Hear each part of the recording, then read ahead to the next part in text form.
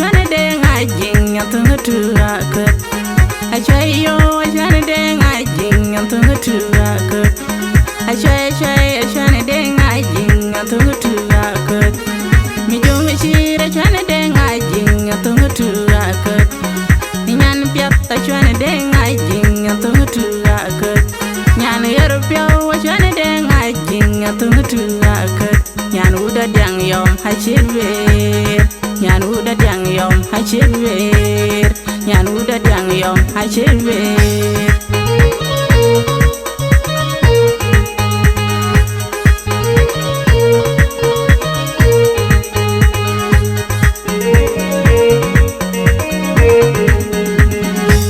Mijung chira achuei atong wairial nyan bang.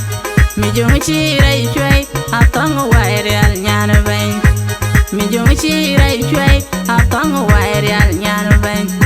Nyan bang kera tieng inchen yoga bang de mijung ud.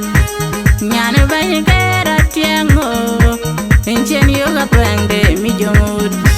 Eting uda gwakwe hagongche. Eting uda gwakwe hagongche.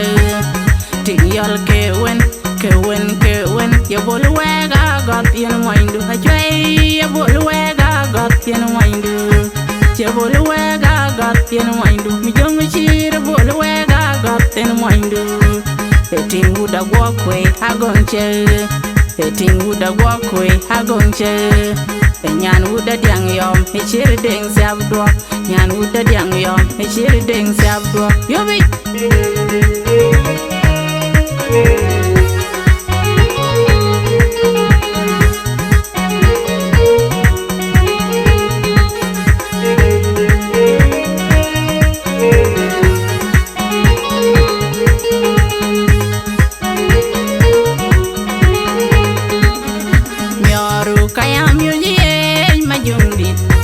mijung chira piny mere bag piny. Achuei deng ajiing nyan chidari albik. Nyoru kayam yuji majung dit. Mijung chira piny mere bag piny. Achuei deng ajiing nyan chidari albik.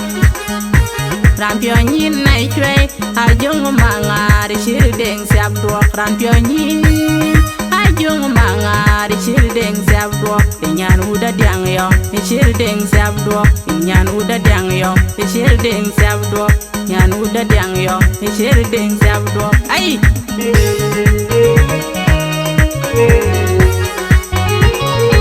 Producer Abu Sam Promoter Jacob Kur Majong dit Kur aku daru.